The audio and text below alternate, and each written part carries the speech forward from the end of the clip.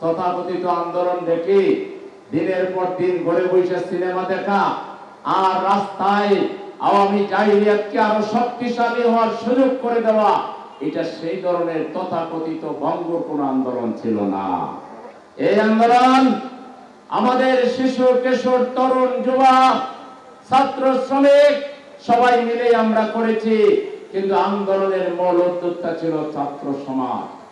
তারা এদেশের গণমানুষের ভাষা বুঝতে পেরেছিল, সমস্যা বুঝতে পেরেছিল।